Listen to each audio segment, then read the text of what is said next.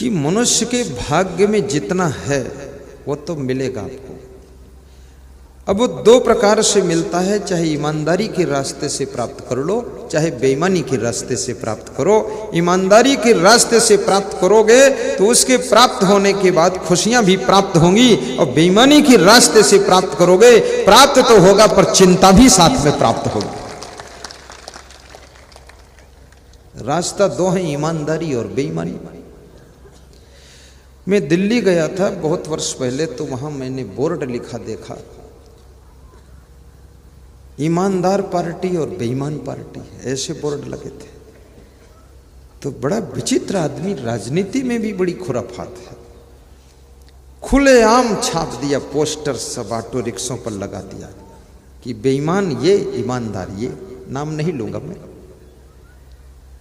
और इस बेईमान और ईमानदार के सिंबल से भी, ये सिंबल से भी जीत हो गई उसकी, जो ईमानदार अपने को लिखता था। ईमानदारी का बड़ा प्रभाव है। ईमानदारी में सुख है और सम्मान है। बेईमानी से संपत्ति तो मिल जाएगी पर शांति नहीं मिलेगी, सम्मान नहीं मिलेगा, आदर नहीं मिलेगा। और जो लोग दूसरे के धन को मिट्टी के ढेले के समान समझते हैं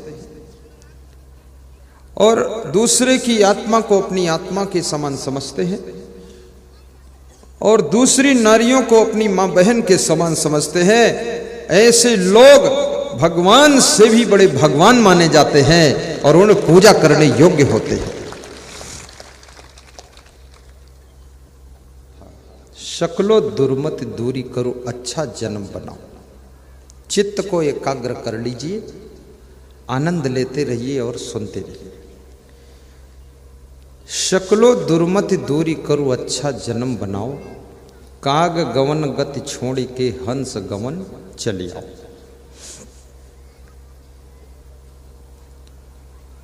मनुष्य की बुद्धि संगत से प्रभावित होती है। आपके स्वभाव का निर्माण भी संगत के प्रभाव से होता है। चिड़चिड़े लोगों की संगत में रहोगे तो तुम्हारा स्वभाव भी धीरे धीरे चिड़चिड़ा हो जाएगा। सुंदर स्वभाव के लोगों में रहने का मौका मिलेगा तो आपका स्वभाव भी सुंदर बनेगा। चोर महात्मा की कुटिया की बाउंड्री की दीवार के पास में लेटा हुआ है। ये कहानी थी ना, वो कब तक लेटा रहेगा, उसको उठा लेता हूं। तो महात्मा को कुछ आहट मिली कि मेरे आश्रम में कोई आया है, तो महात्मा टार्च लेकर गया। महात्मा टार्च लेकर गया और टार्च जब जलाया तो चोर ने कहा कि कृपया लाइट मत कीजिए। तो महात्मा ने कहा तुम कौन हो? तो चोर ने कहा तुम कौन हो? तुम मौन हो, बोलो मत। तो महात्मा बोला कि मेरे आश्रम में क्यों घुसे? बोले आश्रम ही एक ऐसी जगह है जहां सभी को आश्रय मिलता है, और आश्रय नहीं मिले तो आश्रम कैसा? चोर बुद्धिमान था, प्रवचन सुनाने लगा। तो महात्मा ने कहा कि तुम हो कौन? उसने कहा मैं चोर हूं, नगर का प्रसिद्ध चोर हूं। तो महात्मा ने कहा मेरी कुटिया से बाहर निकलो। चोर ने कहा रात में जो बाहर निकाल दे वो महात्मा नहीं हो सकता है, और जो चोर को भी शरण दे वो परमात्मा होता है। तो महात्मा ने कहा कि तो सो जाओ फिर। तो चोर ने कहा रात में सोने की आदत नहीं है, आप सोइए, मैं जागूंगा, क्योंकि मेरा रात का ही धंधा है और 40 साल पुराना चोर हूं, और मेरा बाप भी चोर था, बाप के बाप भी चोर थे, पूरा चोट्टा परिवार है मेरा। तो महात्मा ने कहा कि मेरे आश्रम की बदनामी होगी, इसलिए तुम चले जाओ। तो चोर ने बड़ा अच्छा उत्तर दिया कि मैं तो चला जाऊंगा, लेकिन मेरी रक्षा कौन करेगा? पीछे पुलिस लगी हुई है और आश्रम में मैं रक्षित रह सकता हूं। रात ठहरने दो, सुबह चला जाऊंगा। तो महात्मा ने कहा कि रात में अपने आश्रम में रुकने नहीं दूंगा, क्योंकि किसी को खबर मिलेगी कि महात्मा के आश्रम में चोर भी छिपाए जाते हैं, तो मेरे आश्रम की इज्जत का क्या होगा? याद रखना, कुछ लोग ऐसे होते हैं जो तुम्हारे घर में ठहर जाए तो घर बदनाम हो सकता है। कुछ लोग ऐसे होते हैं जिनके साथ साथ तुम सड़क पर बराबर में चल दो तो तुम बदनाम हो सकते हो। और कुछ सामान ऐसे हैं जिनको हाथ में पकड़ लो तो तुम बदनाम हो सकते हो। और कुछ स्थान ऐसे जहां तुम बैठ जाओ तो बदनाम हो सकते हो। और कुछ जगहें ऐसी हैं जहां पर तुम बैठ जाओ तो तुम्हें फ्री में सम्मान भी मिल सकता है।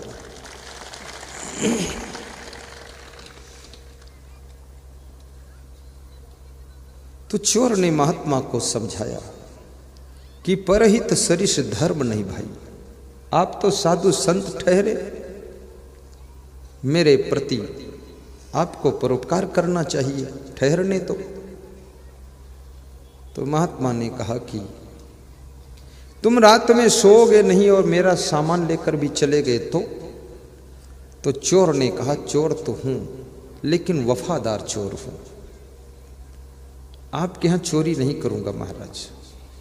तो महात्मा ने कहा, ठहरो। महात्मा चोर की चिंता में रात भर सो नहीं पाए। महात्मा भी जागता रहा। तो महात्मा ने रात में पूजा पाठ शुरू कर दिया। सोचा डबल पूजा कर लेता हूं आज, जब जागना ही है। सवेरा हुआ, फिर महात्मा ने चोर से कहा कि अब जाओ तुम। चोर ने कहा, ठहरो, जल्दबाजी मत करो। भक्तगण आने लगे, पूजा करने वाले मंदिर में लोग, मंदिर में पूजा होने लगी। महात्मा जी को कोई फल भेंट करने लगा, कोई माला पहनाने लगा। तो महात्मा जी ने चोर से कहा, अब जल्दी निकल जाओ, नहीं लोग देखेंगे तो क्या होगा। तो चोर ने कहा कि अब तो मैं कभी नहीं जाऊंगा, यहीं रहूंगा। बोले क्यों? अरे बोले मैं चोरी करके देख लिया, इसमें बहुत दुख है। जंगल बंगल भागना पड़ता, खेतों में भागना पड़ता है, मारपीट झगड़ा होता है, दुख मिलता है। और साधु बनने में बड़ा सुख है। रात भर से मैं तुमको देख रहा हूं, आराम से बैठे हो, ध्यान पूजा करते हो, और सवेरे भक्त लोग आकर तुम्हें माला पहनाते हो, फल फूल लाते हैं। मैं भी साधु बनूंगा, मैं भी ऐसा फल खाता रहूंगा। बात खत्म। और फिर वो चोर साधु बन गया। रात भर महात्मा की संगत के प्रभाव से साधु बना और उस साधु का परम शिष्य बना और उस गद्दी का अधिकारी बना। और उस गद्दी से उसने बहुत बड़ा प्रचार प्रसार किया। आदमी संगत से चोर भी महान बन जाता है और कुसंगत में पड़ करके महान भी व्यक्ति चोर बन जाता है। मंथरा की संगत में कैकेयी भी गलत निर्णय लेने लग जाती है। और एक मंथरा ने कैकेयी की बुद्धि को बहकाकर अविद्या की स्थिति को बिगाड़ दिया। याद रखना, आजकल एक एक गांव में 10-10 मंथरा हैं। उन गांवों की क्या दशा होती होगी। और कितने राजनीतिक पार्टियों में भी मंथरा बैठे हुए हैं, इधर उधर बहकाने का काम करते रहते हैं। और कितने आश्रमों में भी मंथरा घुस पड़ते हैं, आश्रम में भी बहकाया करते हैं। अभी मैं दिल्ली गया था तो एक महात्मा कह रहा था, मेरा आश्रम तुम ले लो, करोड़ों का आश्रम है। तो मैंने कहा मैं तो नहीं लूंगा, मैं तो अलग ही बनाऊंगा जब बनाऊंगा। तो बोले क्यों नहीं लोगे? मैंने कहा मैं इसलिए नहीं लूंगा कि आपको क्रोध बहुत आता है, कभी मुझको भी डंडा से मारोगे आप, और मेरे संतों को भी पीटोगे। ये कोमल कोमल संत हैं बेचारे, सब दुखी हो जाएंगे। और ये संत हैं छोटे छोटे, अभी उतना अनुभव नहीं, गलती हो जाती है। तो उन्होंने कहा कि मैं आपको देना चाहता हूँ। मैंने कहा मैं लेना नहीं चाहता। तो बोले तो कौन लेगा? हमने कहा चाहे जो कोई। तो बोले एक चेला था तो पड़ोसी ने बहका दिया और चेला मेरा भाग गया है। आप अपने घर की स्त्रियों पर भी नजर रखना कि कोई उनको बहका तो नहीं रहा है। अपने भाई के ऊपर सूक्ष्म नजर रखना, उसको कोई बहका तो नहीं रहा है। अपने दोस्त पर भी दृष्टि रखना कि उसको कोई बहका कर उसका दिमाग तो नहीं बिगाड़ रहा है। और आप उन सब पे नजर रखना जो तुमसे जुड़े हुए हैं, क्योंकि तुम्हारे संगठन के चैनल को तोड़ने के लिए लोग बहकाने का काम करते हैं और तुम्हारा चैनल बिगाड़ देते हैं। और ये भी निवेदन करूंगा, किसी के बहकाने से बहको भी मत। किसी गाय को बहकाओ वो नहीं बहकती है, कोई भैंस को कितना बहकाओ नहीं बहकती है। तुम भैंस से भी ज्यादा गिरे गुजरे हो, किसी के बहकाने से कैसे बहक जाते हो? थोड़ा अपनी बुद्धि विवेक का प्रयोग भी करो।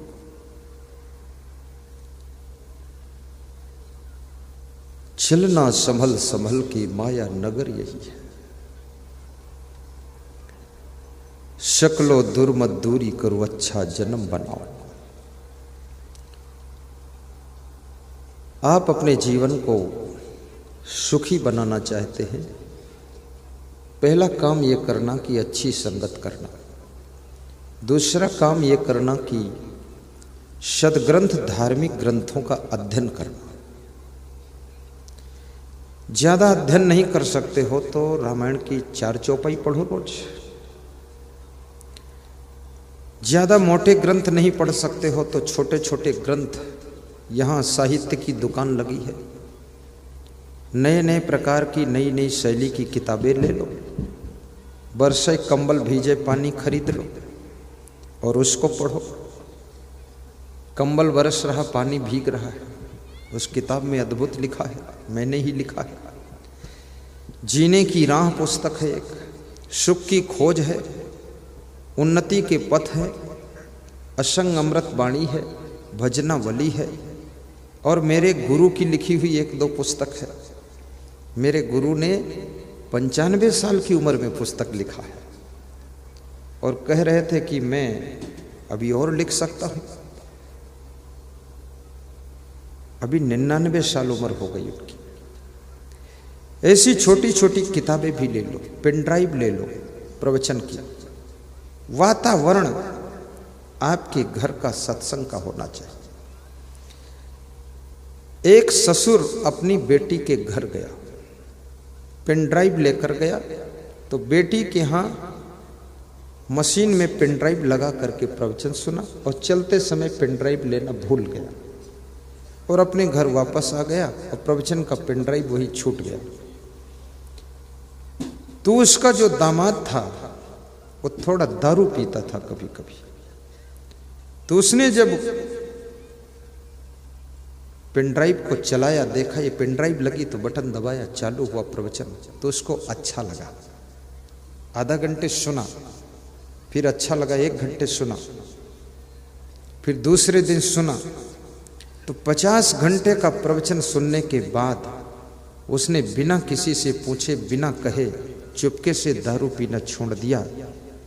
तो बेटी का फोन अपने पिता के पास गया कि पिताजी आप पेन ड्राइव भूल गए थे यहाँ, उससे मेरे पति का सुधार हो गया, उनकी दारू छूट गई है। ऐसे ऐसे कभी कभी कोई चीज भूल भी जाया करो जो हमारे पति जी का कल्याण हो गया। अभी नए वर्ष के उपलक्ष्य में अपने रिश्तेदारों में धार्मिक ग्रंथों का वितरण कीजिए। नए वर्ष के उपलक्ष्य में प्रवचन के मेमोरी कार्ड और पेन ड्राइव वितरण कीजिए। आज हमारे भक्त जी लाए हैं, वो होगा वितरण। और नए वर्ष के उपलक्ष्य में सत्संग समागम कराकर अपने रिश्तेदारों को ज्ञान दिला दीजिए, ग्रामवासियों को ज्ञान दिलाइए। और नए वर्ष के उपलक्ष्य में जो पुरानी मन में ग्रंथि बनी हुई है उसको खोल दीजिए, और किसी से बोलचाल बंद है तो उसको शुभारंभ कर दीजिए। ये नया वर्ष से पुराना वर्ष जा रहा है, इसलिए पुराना मनमुटाव भी चला जाना चाहिए और नई जिंदगी की शुरुआत होनी चाहिए। अपने अहंकार को अलविदा कर दीजिए, क्रोध की ज्वाला को बुझाइए। और भाइयों बहनों, याद रखना, जब सत्संग आपके आसपास में हो, अपने रिश्तेदारों को बुलाकर सुनवाइए। और इस समागम से बहुत बड़ा फायदा होता है। आज यहां पर इतने लोग बैठे हैं, सब टीवी में हमको देखते थे। ये पाटीदार समाज गैलरी वाले, ये खोखरिया और मोरू खेड़ी वालों की कृपा से सबको आमने सामने गुरुदेव को देखने का मौका मिल गया। ये कितने बड़े पुण्य की बात है। मैं पूछना चाहूंगा, कितने लोग टीवी चैनल में हमको देखते थे? हाथ उठाओ। वेरी गुड, लगभग सभी लोग। और अभी टीवी में प्रवचन बंद भी हो गया है। बंद है ना, अब ये चालू होने वाला है, कोई चिंता ना करना, चालू होगा। ये नया वर्ष आपके लिए नई तरंग लेकर आ रहा है। और उज्जैन में जो आश्रम बनने की योजना चल रही है, इसमें मध्य प्रदेश वासियों का ज्यादा कल्याण है।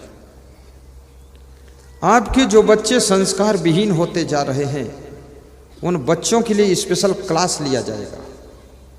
3 घंटे सुबह, 3 घंटे शाम का क्लास होगा और 6 घंटे में उनके खोपड़ी को चेंज कर दिया जाएगा। खोपड़ी तो वही रहेगी, अंदर चेंज हो जाएगा। और आपको आपका बच्चा ऐसा लगेगा कि बिल्कुल न्यू कृष्ण भगवान हो गया, राम भगवान हो गया।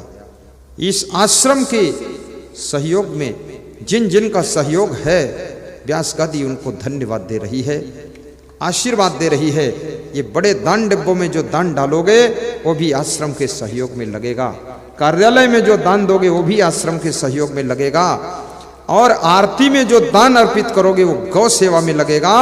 और मेरे पास जो दान अर्पित करोगे वो मेरी और संतों की सेवा में लगेगा। दान का भी बंटवारा हो चुका है। एक भक्त ने मुझसे कहा है कि गुरुदेव, सब लोग बड़ा बड़ा दान कार्यालय में नहीं लिखा सकते, ये 10-20 हजार लोग, हम लोग थोड़ा देना चाहते तो कोई इसका उपाय है? तो उसका उपाय मैं अपने प्रबंधकों से कहता हूं कि दान की झोली का दर्शन इनको करा दो, और जिसकी जो श्रद्धा हो उसमें उज्जैन आश्रम के निर्माण के लिए अपनी एक बूंद डाल दो, अधिक से अधिक डाल दो, ताकि आश्रम जल्दी तैयार हो और अगला सिंहस्थ कुंभ उसी आश्रम पर मनाया जाए और 1 लाख लोगों को डेली भोजन खिलाया जाए। अच्छी से अच्छी पत्नी ले आता तो भी सुख नहीं पाता है, और अच्छे से अच्छे वैभव को बढ़ा लेता तो भी सुख नहीं पाता है, ऊंचे से ऊंचे पद को प्राप्त करता तो भी सुख नहीं पाता है, और अच्छे से अच्छे जूते घड़ी पहन लेता तो भी सुख नहीं पाता है। कबीर कहते हैं, आपका मकान अच्छा होगा तो भी सुख नहीं मिलेगा, आपका जीवन अच्छा होगा तब सुख मिलेगा। और जीवन को अच्छा बनाना है तो प्रवचन की गंगा में स्नान करना पड़ेगा। अच्छा जन्म बनाओ, अपने जीवन को अच्छा बनाओ। काग गवन गति छोड़ के हंस गवन चलिया। और मनुष्य का स्वभाव है, इसको हर चीज अच्छी पसंद आती है। ये घड़ी खरीदता है तो भी अच्छी, चश्मा पहनेगा अच्छा, कपड़े लेगा तो अच्छे, मकान बनाएगा अच्छा, गाड़ी लेगा तो अच्छी, सब चीज तो अच्छी, लेकिन खुद को भी बनाओ अच्छा। और स्वयं को जिस रोज तुम अच्छा बनाओगे, आपके कर्म अच्छे हों, स्वभाव अच्छा हो, वाणी अच्छी हो, व्यवहार अच्छा हो, चरित्र अच्छा हो, आपके जीवन में सुख की बरसात होगी, आपका कल्याण होगा। काग गवन गति छोड़ के, और साहेब कहते हैं, कौवा जैसी बोली, कौवा जैसा खान पान छोड़ दीजिए। कौवा को खीर खिलाओ तो भी कड़वा ही बोलता है, और कौवा को खीर खिलाओ तो भी विष्ठा ही खाता है, गंदगी खाता है। याद रखना, आपकी वाणी में भी परिवर्तन हो जाए। बोलने की कला सीखो। बोलना बहुत बड़ी बात है। बोलने की कला आ जाए तो राजनीति में सफल हो जाओगे, बोलने की कला आ जाए तो दुकानदारी में सफल आ जाओगे, और बोलने की कला आ जाए तो गृहस्थी में सफल हो जाओगे, और बोलने का ढंग आ जाए तो प्रवचन में भी सफल हो जाओगे, और बोलने का तरीका आ जाए तो देश विदेश में कहीं जाओ वहां सफल हो जाओ।